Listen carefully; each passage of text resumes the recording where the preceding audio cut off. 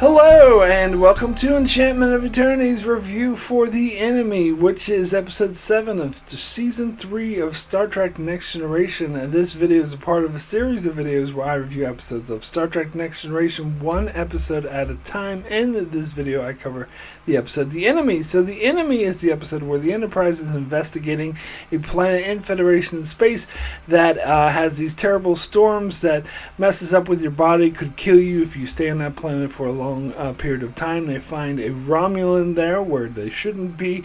However, LaForge gets lost and trapped on the planet, and due to the crazy storms, they can't beam him back up. Meanwhile, the Romulan that they rescued is dying, and Worf is the only one who can save him with a donation of his blood, but he refuses to do so, and Picard wants him to do it because it will smooth things over with the Romulan bird of prey that's coming into, a warbird that's coming into Federation space to retrieve him, but Worf refuses to do it, and the Romulan dies, and so they almost go to war. Meanwhile, LaForge is held captive by another Romulan on the planet. However, they soon work together for their mutual benefit in order to survive the horrors of Glunding Core and find a neutrino beacon that Wesley sent to be rescued. And in the meanwhile, LaForge and the Romulan make friends, and Picard beams them up to the ship and uses the other Romulan to broker a peace treaty with the Warbird, and they return to Romulan to them, and everything's fine and lovely and dandy.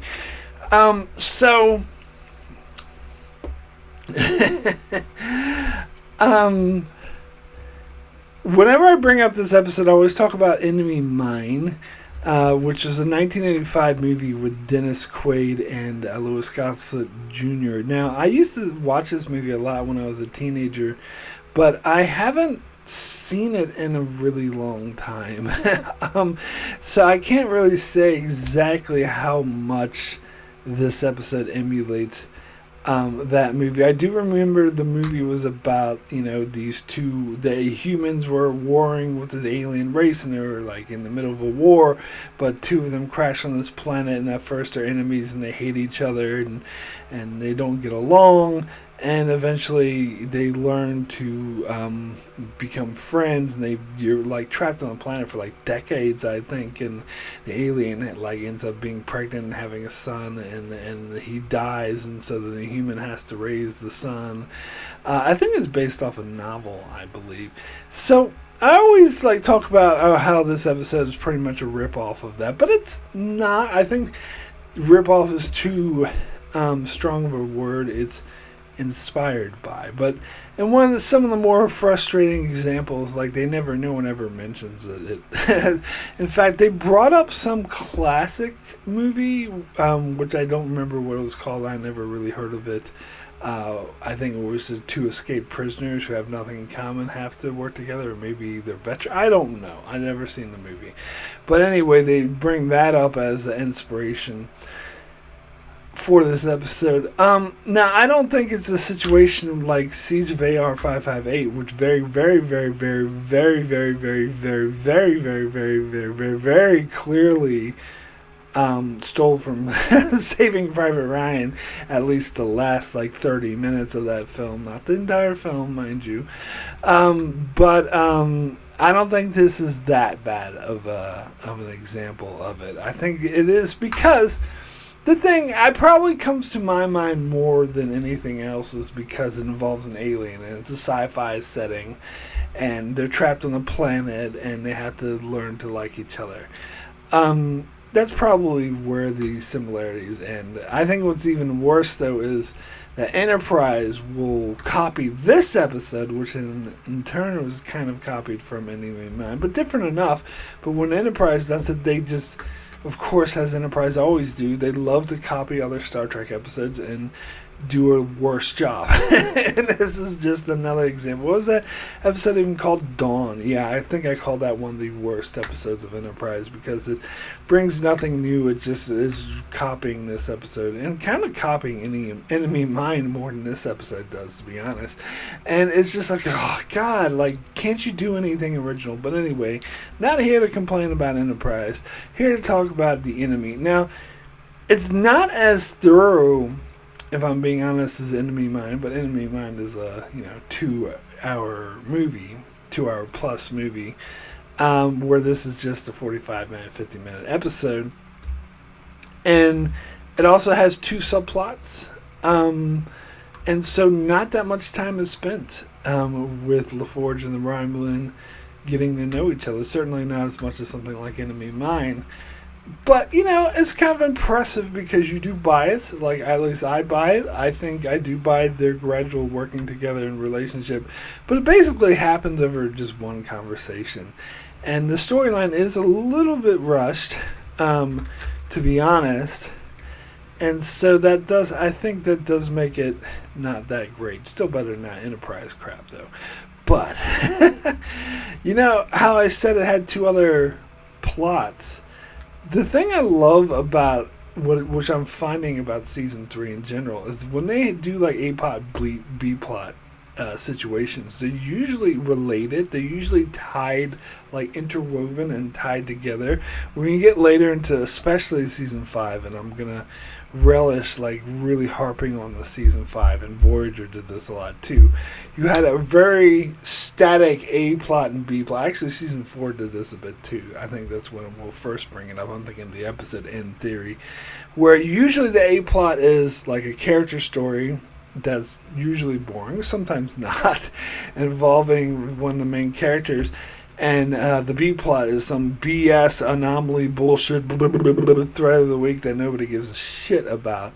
And that is a format I hate, and I'm going to be railing against that when I get to the era where that was used more frequently. However, here I'm noticing in season 3 at least that they never do that. They always make the A plot and B plot and C plot all interwoven and tied together. And this episode is a very good example of that. Because the A plot is Geordi and the Romulans stuck on the planet. The B plot is Picard dealing with Commander Tomalak, wanting his man back. So they want the Romulan back they got from the planet. And the fact that there's another Romulan that's on the planet that they're not aware of is very relevant to what's going on, so it all ties together. And of course the C plot has to do with the Romulan is going to die and Worf is the only one who can save it. So I think, so that's like very good. And there's other episodes of season 3, like I just reviewed, Booby Trap, and their A plot and B plot were all tied together.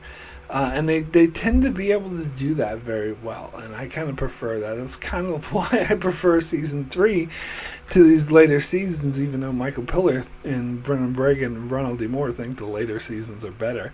I kind of disagree. I kind of like season 3 better. But anywho, yeah, I don't know if I have anything else to say about... Well, all right. So LaForge, let me stick with the LaForge being stuck on the planet before I move on to the other plots. So, here's a question I have. Now, I've heard... Okay, before I get to my question, I've seen some other reviews that point out, and I kind of agree, how well written this is and how good of an idea it is, that when we see LaForge, he's trapped in the well or whatever, that little sinkhole, and it's like a steep climb up. And what he does is he takes his phaser and like melts some rocks and turns them into like spikes so he can climb out, which is very clever. Now, what they complimented is the fact that they don't make it cheesy and they don't have like dialogue.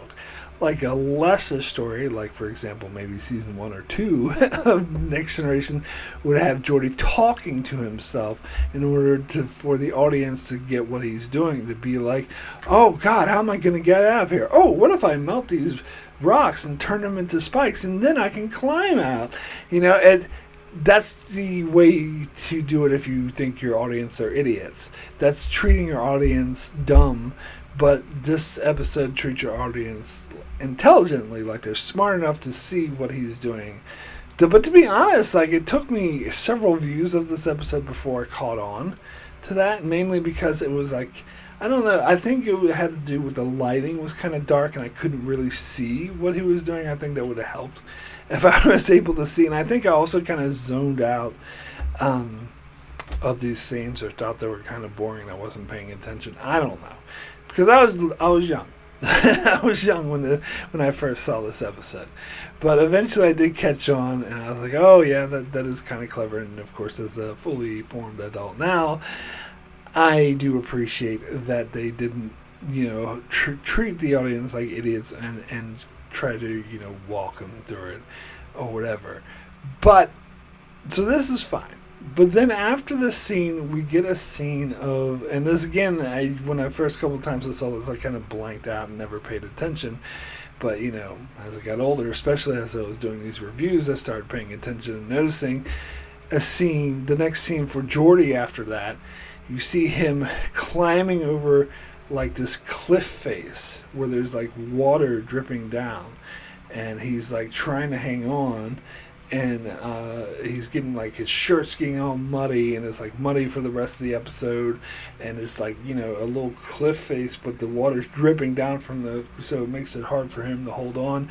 And apparently there's a body of water, like a lake or something, like, right underneath him. So if he slips and falls, he'll fall in the body of water and die, perhaps. And there's a time where he almost falls and goes, "Ooh, ooh!" I remember that yell. But eventually he makes it across and he's fine. So here's the question, and this is something I've been that's making me ponder watching this scene. Last couple of times I watched this episode, why is he doing that? Where is he going? Like, why is he climbing over that thing? Because, mind you, this was before Wesley sent the neutrino down. Like, when he sent the neutrino down, that gave LaForge a goal, a place to go to. Oh, I need to get to that neutrino. So it would make sense if it was after the neutrino was sent down, because if it's like, oh, I need to get in this neutrino, but there's this thing in my way, in order to get past it, I have to climb over this, weird rock face thing that's right above this lake. But it was before that happened. So where the hell is he going? Wouldn't it make more sense for him to stay in the same area they were in? It seems like that would be the first place that the Enterprise would go to look for him. Is where they just were. So it seems like kind of stupid for him to leave the area. Like, where is he going? How is they just so happened to run into the Romulan and going that direction? Why is he doing it? I don't know. Now that always puzzled me. I think they just thought it would look cool if he was climbing over this rock face or whatever. But anyway, and so then we meet Centurion Bachrach. I always call him that. Bachrach. Good, strong Romulan name. And yeah, I don't really have much to say about the interactions here because they work. Like, Bachrach is a sort of hardliner Romulan, good soldier, and I think that sort of stereotype works well, but also portraying him as someone kind of young and eventually who can be persuaded that, look, I think LaForge's line about there are some times where, some situations that I think, it is worth giving your life for, but is this one of them? And clearly it's not. And so I think that was a good line. I do think it's impressive that they didn't have that much screen time together, and the episode still was able to sell me that they would become, like, good friends because they had to work together to save their lives, and they were in a life and death situation.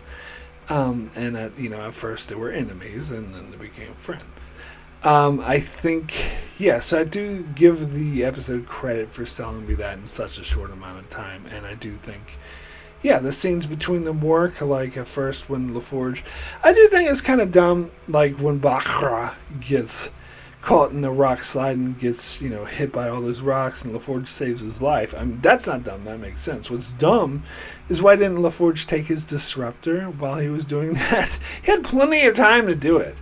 Like, he carried his body into the cave, set it down, and just stood around waiting. Like, he could have taken that disruptor. And then he was surprised when Bakhra, pointed the disruptor at him, and he had that line, "Oh, welcome to Glorndon Core, where no good deed goes unpunished." By the way, fun little factoid, that is actually the first time I've ever heard that saying in my life, was from this episode. I didn't realize it was actually a saying. But anyway, yeah, well, why didn't he take the disruptor? I mean, that's what I'm thinking. Yeah, of course, save the dude's life. Don't just let him die. But maybe take his disruptor away from him. I mean, because it's obvious that he's making clear that he's this asshole hardliner Romulan, who, of course, he's not going to give a shit that you just saved his life, and is still going to hold you at gunpoint. So take the gun away from him. I mean, it's just, how naive is Geordi? Just saying.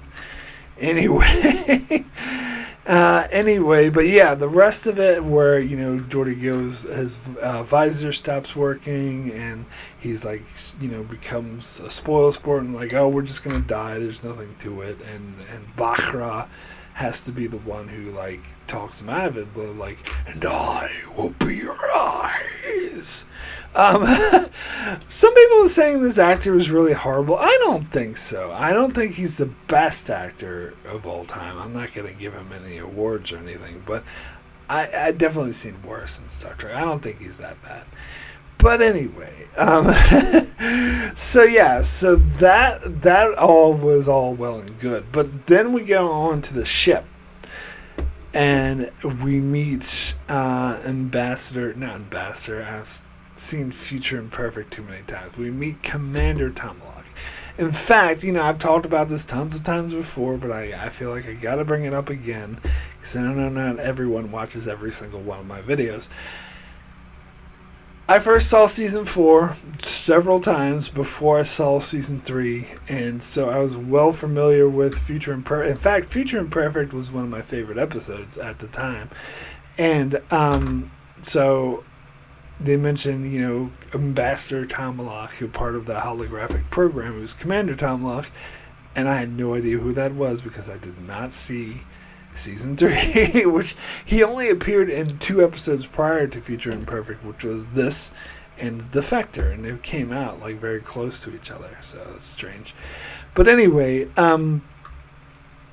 so it was kind of a prequel type situation for me again to be oh, this is what that Tomalak guy that they were talking about in Future Imperfect. And he does have more to do in this episode than he does in the Defector. He barely appears in that. It's just at the end of it. And yeah, I like this actor. He was, of course, played Jakar in Babylon 5 and was one of the best actor. I think I called him the best actor of Babylon 5, the best character anyway.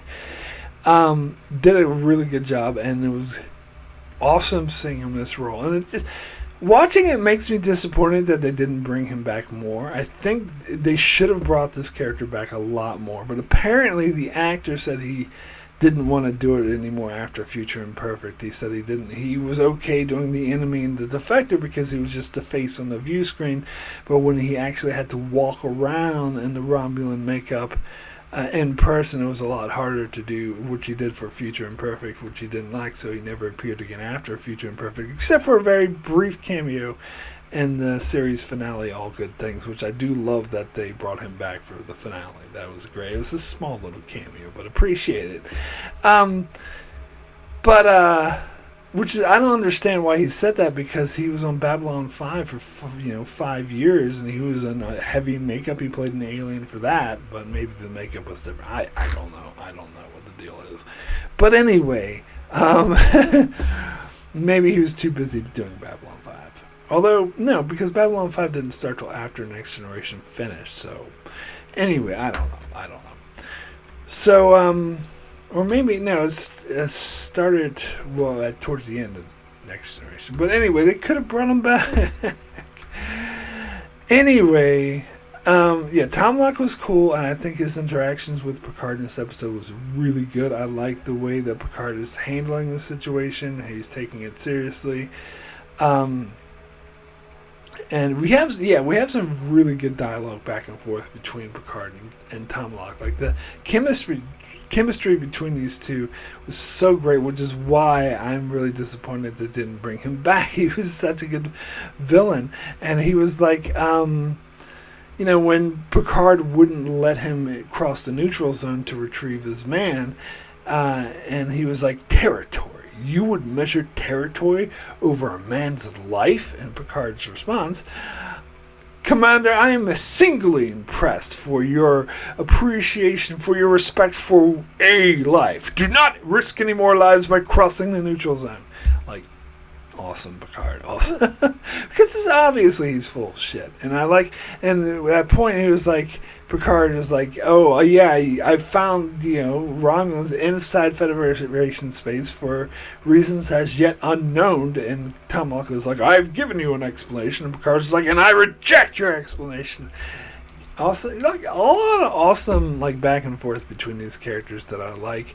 And then finally, of course, when the Romulan died, and Tom Locke does cross the neutral zone and goes up to Picard and is like, I want my man back. And Picard's like, he's dead. He could have tried to lie or bluff. Maybe Kirk would have. But no, he was just flat out, nope, he's dead. I ain't going to fuck with you.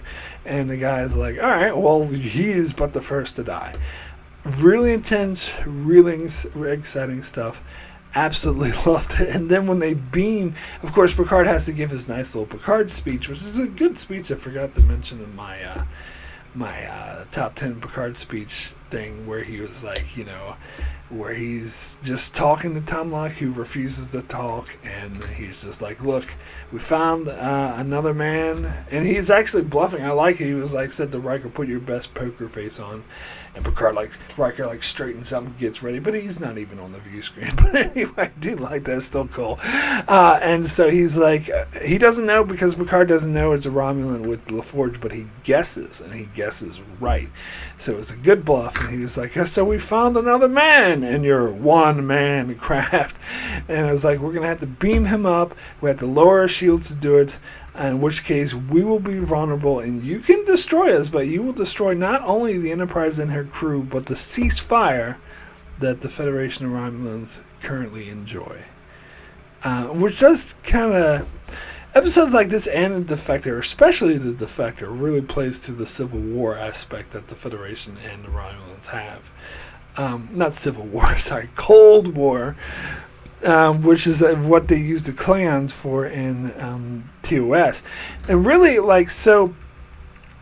this is the first time we see the Romulans other than the episodes The Neutral Zone and Contagion. And the Neutral Zone, as I said, they barely appeared, and it was just kind of dumb. They're like, we're back, and they didn't really do anything. Contagion is the first episode they've really, portray them as this adversary, and I like how they come back for this episode, and then, of course, Season 3 will use them a lot more and sort of make them into a main adversary, which is a very good idea, a very good thing. And I think this episode plays off of the sort of Cold War aspect more than Contagion did. And I think especially the Defector will really play off of that Cold War analogy a lot more. But yeah, I was saying you will not only destroy us, but the ceasefire we enjoy. So saying that the Federation and the Romulans have a ceasefire, and if he destroys the Enterprise, that will go out the window and it will turn into a hot war. Which the Federation are kind of cowardly, so I don't even know if that's true. But again, he's kind of bluffing. And sort of. Could, because the Romulans violated Federation space, went into Federation space, and destroyed a Federation starship who had their shields down. So yeah, that would look very, very bad for the Romulans. And I think it's consistent for the Romulans not to do that, because they always try to trick the Federation into making the first step, which is what happened in Defector. They want, the international community, for better terms, the interstellar community, I suppose would be called, to make it seem like the Federation were the aggressors. Which of course is dumb, but the Romans are always trying to trick the Federation into looking bad. They want to start a war, but they want it to be on their terms. They want to make it look like it was the Federation that started the war, and so they're very tricky. And I like that. That's a nice little establishment of it. So, that comes later on, but still, you could apply it to the logic of this episode that that's not why. That is why Tom Locke didn't fire on the Enterprise. Not just because, he was worried about starting a war, more of he would be seen as the aggressor, and it would not be justified at all. And I think his superiors wouldn't be very happy with him, and he would end up in a gulag or something. So I think it makes sense that he wouldn't. But then, so Picard beams the LaForgian Bacra onto the ship, and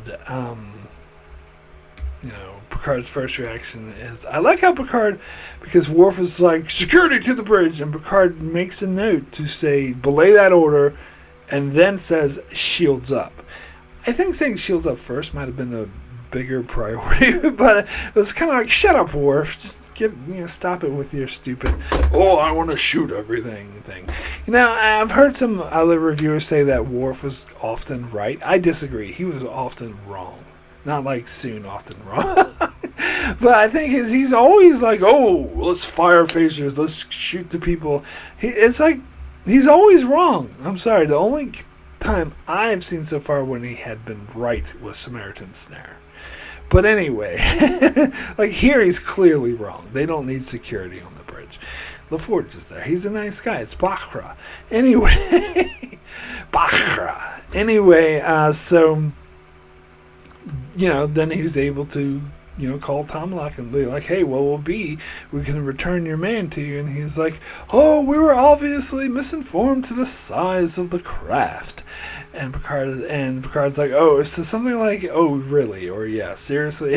He's like, you doubt our good intentions? And he's like, let's just say my good intentions would be helped from a gesture from you, like powering down your disruptors. And he does.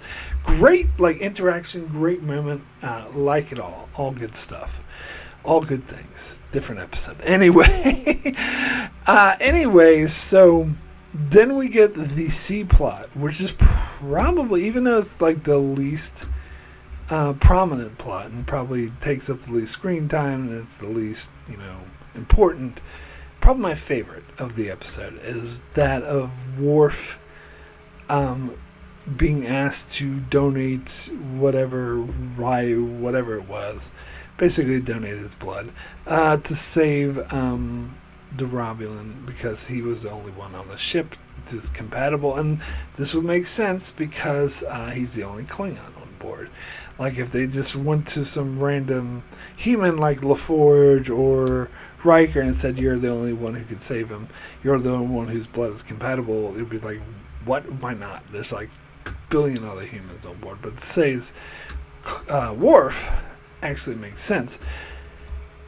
But then Worf outright refuses. And again, we have some great interactions. I like how, Beverly is like, you understand, that's why we took those tests. And I love Worf's response is, I have no objection to tests. She's like, so you do have an objection to being a donor. And this is interesting because Michael Dorn, when he read the script, was very much against this, and he went to the producers and asked if this could be changed, because he's like, I don't think this works for my character because Klingons are honorable and this doesn't seem very honorable thing to do. And he just thought better of Worf, and he thought, you can't really do this to my character, make him outright refuse to help a dying man. But the writers held firm, and they were like, their reasoning was, they wanted Worf to be, they were afraid that Worf was coming off as too human, that he was just another human with a big forehead. they wanted to make his culture different and make his sensibilities different, and so he wanted his reaction here to be more Klingon than human. Now, I don't know if I particularly agree with that reasoning myself, because that could be a human reasoning. Like Worf's reasoning is, oh, they're Romulans, and Romulans killed my parents, and so they're my blood enemy, and I'm not going to help my blood enemy. There's a lot of human beings, present time and throughout history, who've had that mindset. So I don't know if I see that as particularly alien. I suppose it's alien to how humanity is portrayed on Star Trek in the 24th century, but not alien to human beings in general. So, and at the time when I first saw this episode, it did make me think less of Worf. It made me think, well, he's being an idiot. He's just being an asshole who is holding, like, he's being bigoted, really. And being bigoted is very human. and sort of being like, oh, well, all, Romulans killed my parents, so all Romulans must die. That's very bigoted. So I don't agree with the writer's reasoning here. But I do agree with them for fighting Michael Dorn on changing this. I do think not only did it make a really interesting story that made the episode more interesting, but it gave dynamic to Worf, that he's not such a great guy, that he does have this inherent bigotry. In fact, that it does come down to bigotry, and that's what Riker. The scene with Riker and Worf is really awesome, because it was Riker sort of fending him off, saying, how long do you hold on to this hate? If people on your side, if your, ancestors, or, not even ancestors, just fathers and grandfathers held on to the resentment of Starfleet because we used to be your enemies, we wouldn't be standing here having this conversation. And that's actually a very good point.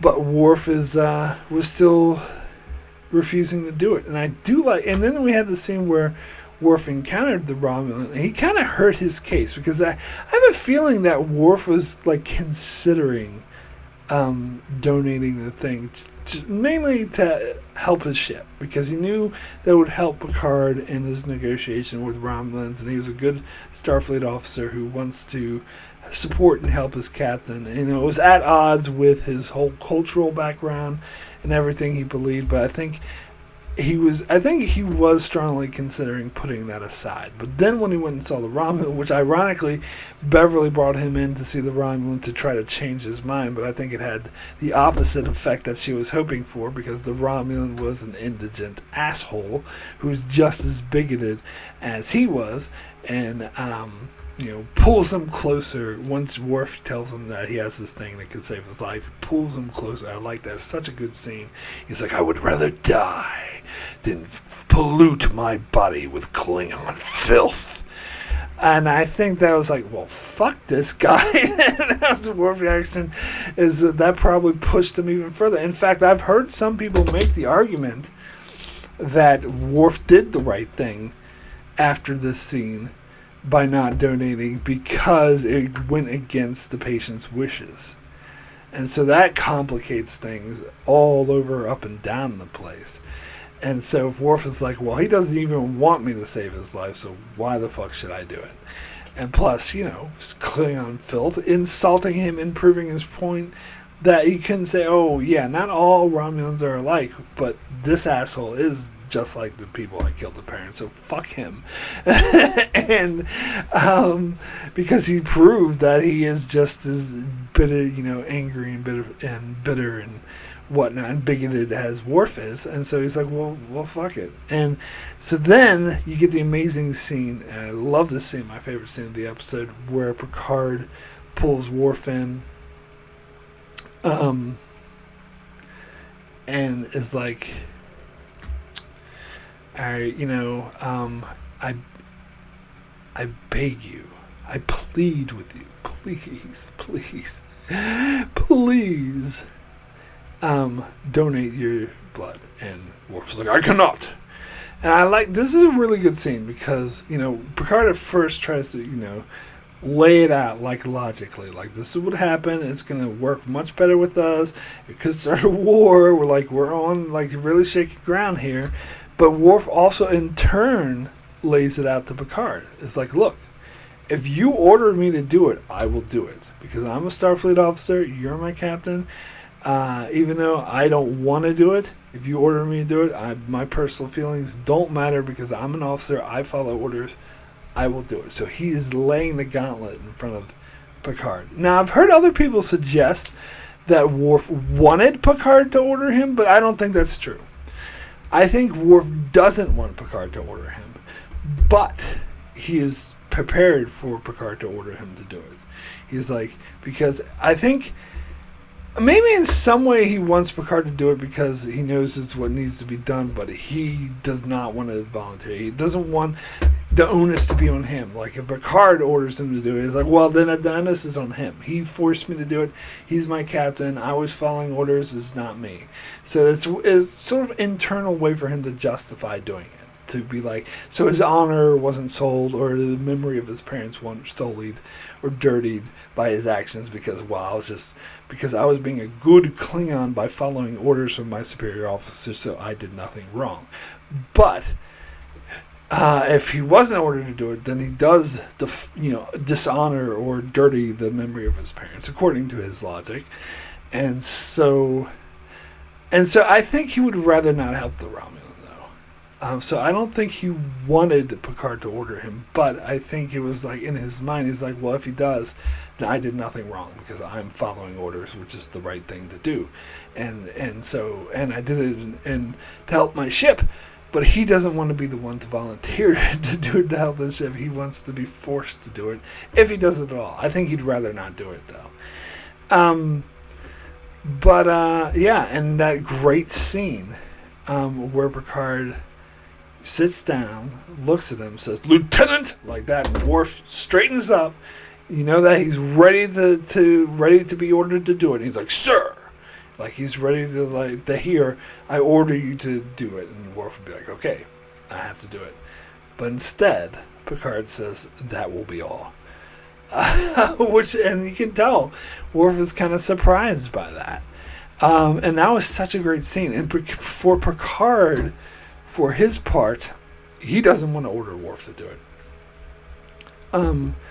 Because I don't think he wants to break someone's cultural, mindset or traditions or his, inner mindset. He doesn't want to force his will upon him, even though it would be way better for Starfleet, for the situation. In order to prevent war, it would be way better to do it, but that's a line that he's not willing to cross, so he doesn't do it. And so that is such a powerful scene. And then he calls down to Beverly and says, you no longer don't expect Worf to help. Don't even count him as a possibility. It's not going to happen. And her response is, well, that doesn't matter now because the Romulan died. Why didn't she call him before and let him know the Romulan died? Or did he have like a do not disturb sign when he was talking to Worf or something? Or maybe the Romulan just so happened to die at that right instant that Picard called her. I don't know. That timing seemed a bit suspicious to me. Like, come on, Beverly, why are you hoarding this information? Why didn't you tell him sooner? But anyway, that's a minor nitpick. So yeah, that was a really good storyline. Probably, my favorite of that episode. So now I would like to thank all of those that support me on Patreon. I do really appreciate it. Helps me continue with my channel, and very humbled and very thankful for everyone's support. So we give a quick shout out to Tetson, Greg Marley, Francisco, Chuck Hooks, Kyrie091, Anthony D. Benedictus, Ricky, Matty Jester, Joel Valls, Alessandro Megalacio, Norman Buckwald, Stephen Kennedy, Brenton Berg, Allison Fordyce, and Brandon Neal Howells. Thank you all so very, very much for your support. So I do have a few Patreon comments for this episode, if I can just bring them up. Okay, and first comment is from Stephen Kennedy, who says, "What a great episode, and I love what Star Trek Online did explaining what happened at Galorndon Core. I believe every Star Trek fan should play STO just for the missions, as there is about 250 missions to play, and it is 100% free, and the best thing about STO is the voices, actors from the shows they get. I know you say you don't play games, but I think you should try it out for just the story, as some storylines are amazing. I usually get bored with games after 1 to 2 months. STO is different for me, as I'm still playing games almost 5 years playing, because it's Star Trek." My rating for The Enemy is is 9 good Romulans out of 10. As far as STO goes, I just don't have time. I've heard good things about it, but to me, playing STO would be like reading the Star Trek novels. It's B canon. It's not an actual canon. Some of the storylines I've heard about do pique my interest, like the continuing the storyline with Species 8472, which they named Undune or whatever, and some other storylines that they continued, which pique my interest, but I don't know. It's not just that I don't play games, and I don't. It's also, the reason why I don't play games is because I don't have any fucking time, because I spend it all doing this and working and other life things that you have to do in life, and I just don't have the energy or time to do anything else. Definitely not play games, so probably not going to happen. I'm being perfectly honest. Not for lack of, maybe one day. I don't know. Who knows? But as far as Galorndon Core, that was actually answered in the show itself. So I don't know why B Canon needs to come up with an explanation, because A Canon has the explanation. It was referenced in Unification. And I can't remember exactly what it was, but it had something to do with, the Romulans' plot to take over Vulcan, to use the Vulcan ships as a Trojan horse with Romulan troops to invade Vulcan. And I can't remember what exactly Galorndon Core was used for in that instance, but I remember it being mentioned by name. So I know it was used for something, so I assume that's what the Romulans we're doing on the planet in this episode. We're setting up for this possible invasion of Vulcan, which, that doesn't happen for several years now. They didn't even know that Spock was going to go to Vulcan at the time, but maybe this Spock going to Vulcan already just accelerated the plans that they already had to invade Vulcan. I don't know. Or maybe it was just a multi-purpose thing that just so happened to play into their plans to invade Vulcan once that plan was made. I don't know, but one can assume that that's what the Romulans were doing there, to sort of scout that out as a possible use for that mission. So I don't know if STO needs to come up with another explanation, because that was already explained. But a lot of people didn't catch it, and to be fair, that was like a good sort of moment for Unification, that they didn't be like, "Hey, you remember that episode, The Enemy?" Like, they didn't make a big deal to call it out. They just casually mentioned Galorndon Core. And so for the big nerds like me that watch the episode multiple times, and like, "Hey, Galorndon Core, that's where no good deed goes unpunished." I remember that. So it sparks memory. I was like, oh, so that's what they're on. So it makes, the hardcore fans being the ones having to do the work to figure it out. But anyway, next comment is from Kyrie091, who says, "The Enemy, more like the frenemy." I don't know about that one. The frenemy, I don't know. I suppose he does become a frenemy, so it's kind of accurate. But anyway, next comment is from Ricky, who says, "This is an okay episode, nothing special, but it's way better than the second season Enterprise episode where Trip got stuck with some random alien. Here, it is more entertaining and interesting, with Geordi and the Romulan having to work together to survive. I also really liked the Worf plot of this episode, where the dying Romulan could be saved from Worf's blood, but he doesn't want to. But that's really the best scene of the episode, is Picard and Worf scenes where Picard is asking Worf to think about this decision, in which Worf replied, "If you order me to do it, I will." But Picard then tells him that he will not order him, but he wants him to willingly, on his own, come to that decision. So that was all great. So my rating is a 7 out of 10. So next comment is from Brandon Neil Howells, who says, this episode is noteworthy for the Romulans being legitimately threatening. The introduction of Tom Locke and the only really good Geordi episode, in my opinion. As ever, I have questions. If the weather on Galorndon Core is so wild, why would anyone want to use it as a base or covert or otherwise? The away team from the Enterprise beams down, and despite only having a time window of 14 minutes, immediately splits up. How long did Geordi wait for those metal spikes to cool before climbing out of the pit?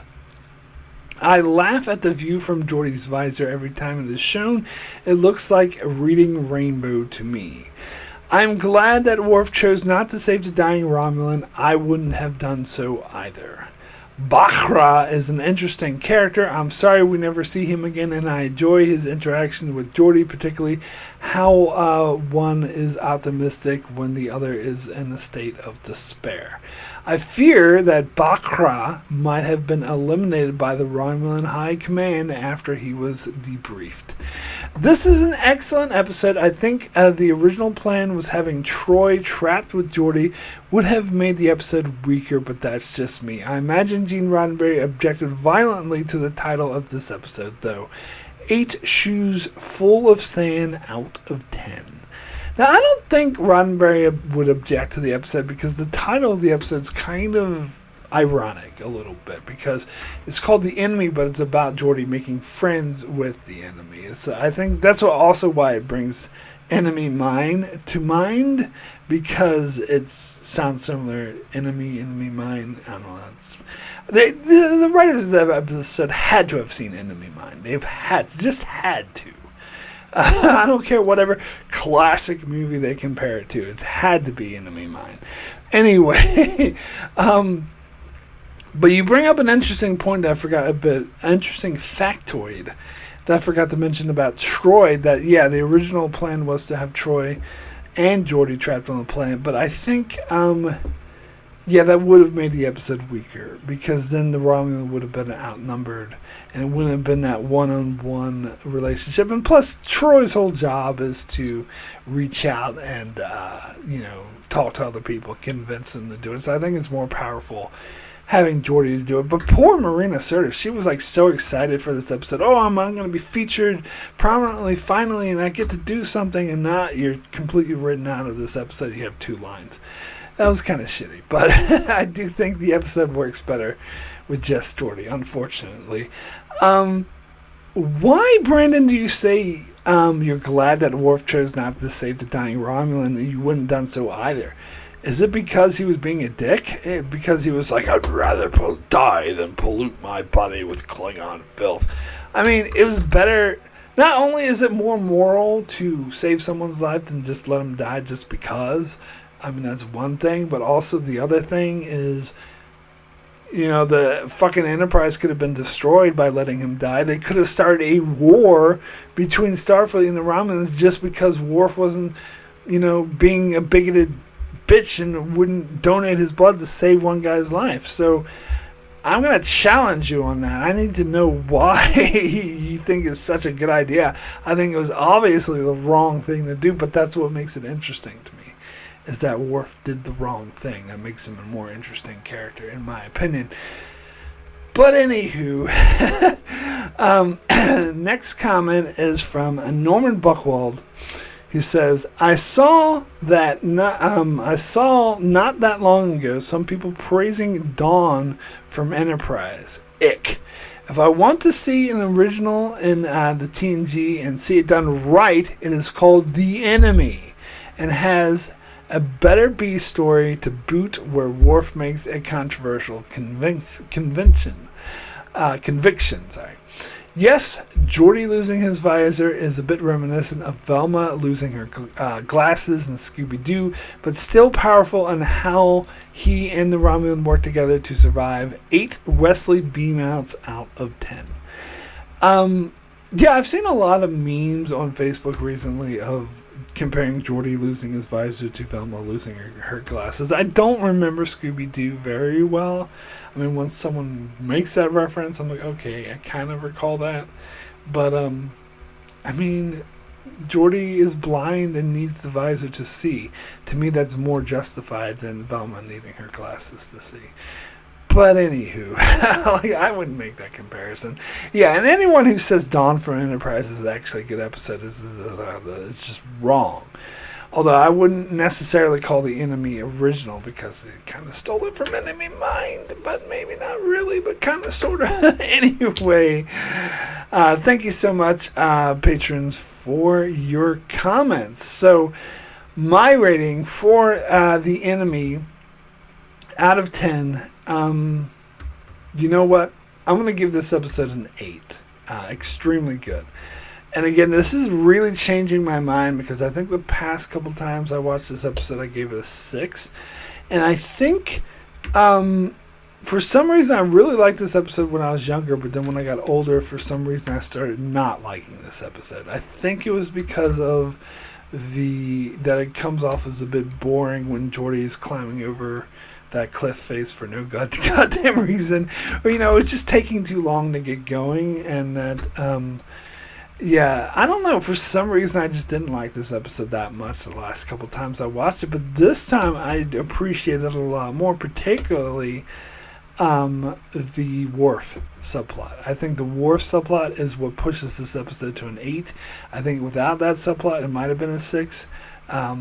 Maybe a 7, because you got the stuff with Tomlak and Picard is good, and the stuff that Geordi and Bacra, managing to work together, and the fact they managed to pull that off in such a short amount of screen time would probably push it to a 7, but the Worf subplot pushes it to an 8. So yeah, this is a lot higher than I used to give this episode. For some reason, for the past 10 years, I didn't like this episode very much, but this viewing around changed my mind. See, my mind can be changed. I don't know. It's the thing. You can go up and down with viewing. So yeah, I'm giving this episode an 8. Extremely good. So that is it for my review of The Enemy. So I shall be back to cover more next gen. I'm just bringing up my schedule here. So Wednesday will be my review for The Price. No price. Anyway, and then Thursday will be my review for The Vengeance Factor. And then Saturday I'll be over on Patreon to do a revisited for The Defector. So revisiting my existing review for The Defector. And on Monday, back on my main channel for another new public video for The Hunted review. So that's what's coming up on my channel, so be sure to check it out for that. Also check out my channel as I do many more videos on Star Trek and many other shows as well. So be sure to subscribe so you can keep up with all of that. And thanks a lot for watching.